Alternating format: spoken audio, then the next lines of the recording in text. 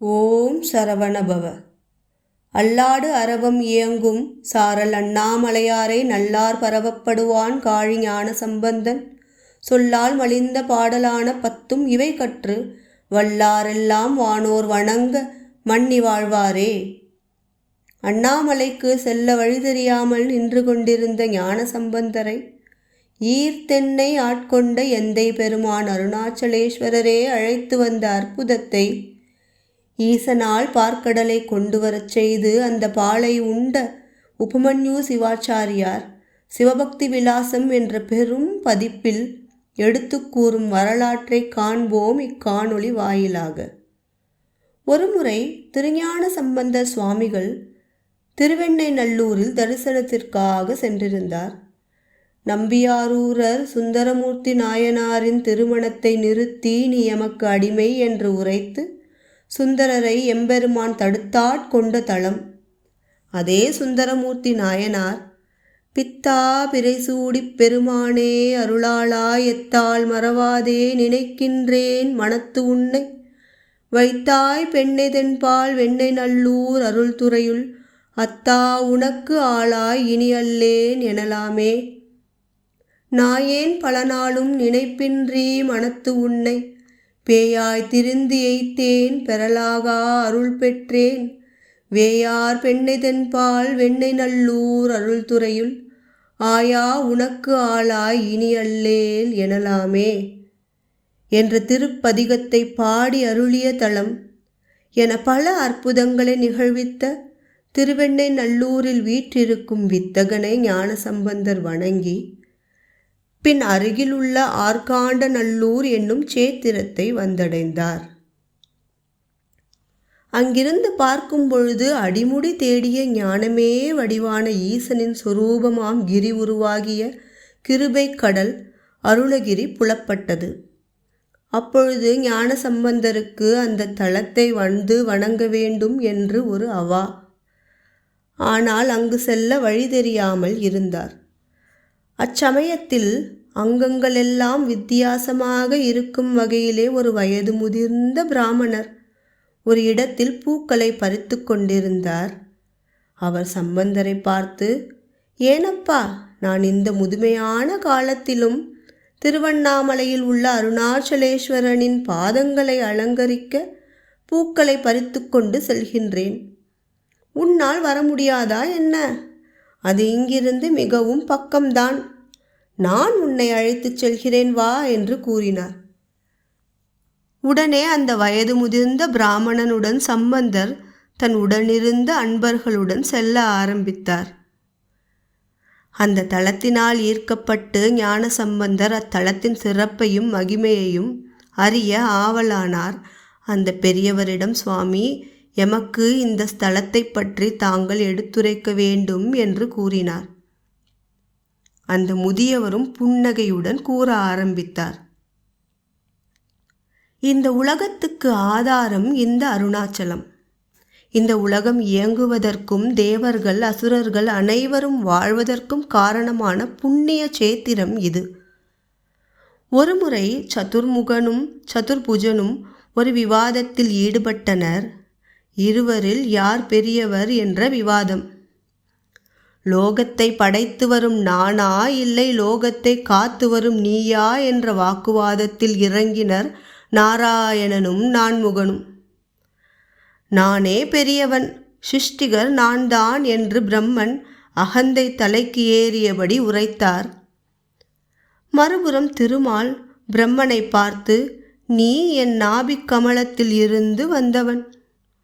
ஒருமுறை உனது வேதத்தை அசுரர்கள் களவாண்டு சென்றனர். நானே அதை மீட்டெடுத்து வந்தேன். நீ எமக்குள் அடக்கம் என்றார். பிரம்மனோ, யாம் படைத்தாலே உமக்கு காக்கும் பொறுப்பு உண்டு விஷ்ணுவே.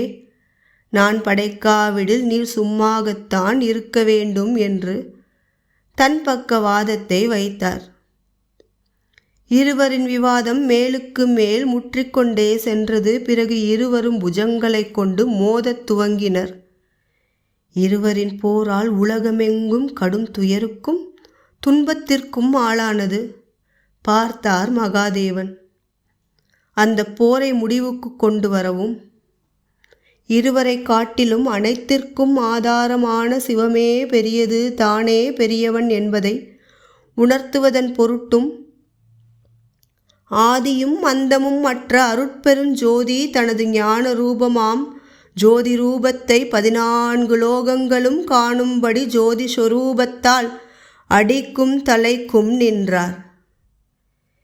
இருவரும் பார்த்து அதிசயத்து இருவருக்குள் ஒரு போட்டியை விதித்தனர். முதலில் யார் ஆதியையோ அந்தத்தையோ சென்றடைகிறார்களோ அவர்களே பெரியவர் என்று தீர்மானம் செய்து கொண்டு புறப்பட்டனர். பிரம்மன் அன்ன உருவெடுத்து மேல் நோக்கியும் விஷ்ணு பன்றி உருவமெடுத்து கீழ் நோக்கியும் சென்றார். இருவரும் பல காலங்கள், பல ஆண்டுகள், பல யுகங்கள் தாண்டி சென்று கொண்டே இருந்தனர். ஆனால் இருவராலும் எட்ட முடியவில்லை. உண்மையை அறிந்தார் நாராயணன். இது ஈசன் அல்லவா? இந்த ஜோதி ஸ்தம்பத்தாய் நிற்பது பரமேஸ்வரன் அல்லவா?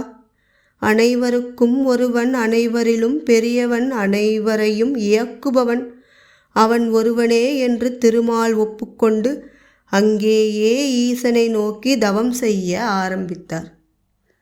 ஆனால் பிரம்மனோ தனது தோல்வியை ஒப்புக்கொள்ளாமல் மேலும் மேலும் சென்று கொண்டே இருந்தார்.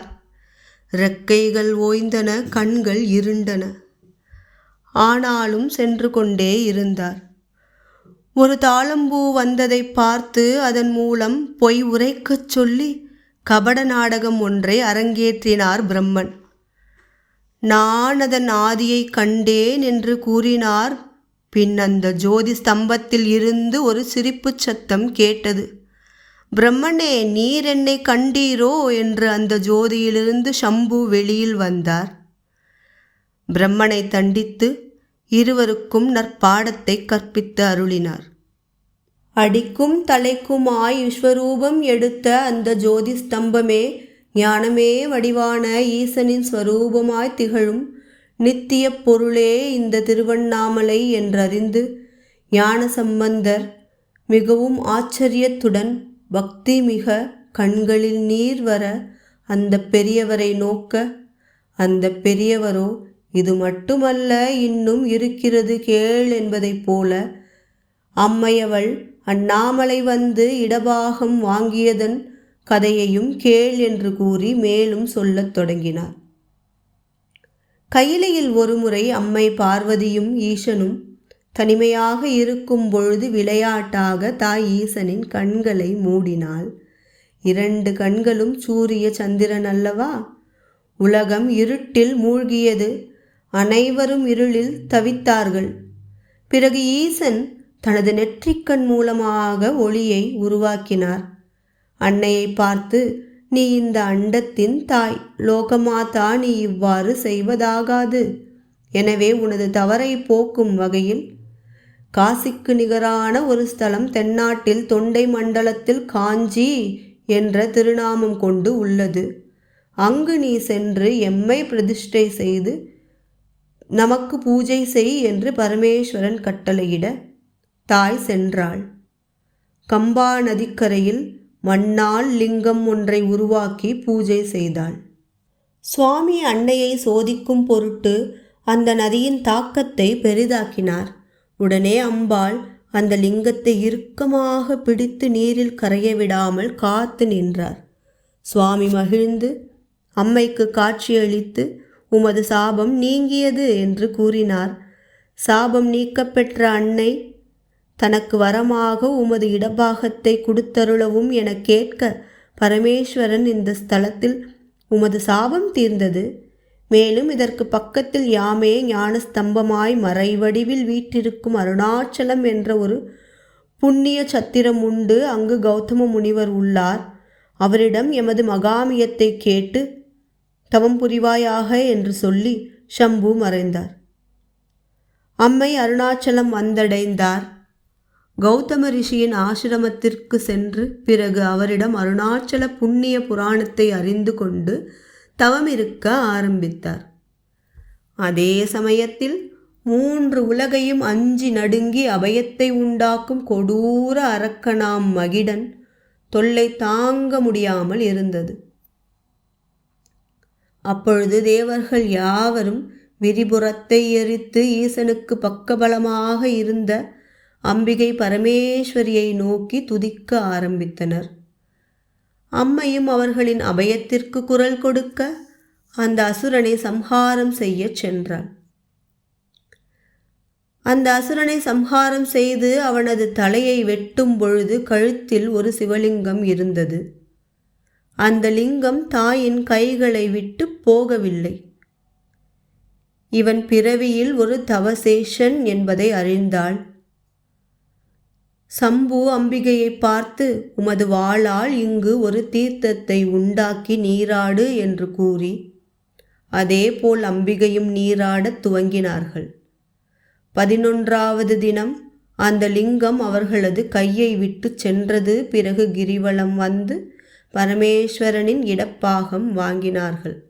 அன்னை உமாதேவி என சம்பு நடத்திய திருவிளையாடலை அந்த வயது முதிர்ந்த பிராமணர் ஞான சம்பந்தருக்கு சொல்லிக்கொண்டே அனைவரும் ஒரு காட்டை அடைந்தனர். திடீரென பிராமணர் மறைந்தார். வேடர்கள் வந்து ஞான சம்பந்தரை சூழ்ந்தனர். அவர் கூட இருந்தவர்களும் ஞான சம்பந்தரும் பயந்து நடுங்கினர்.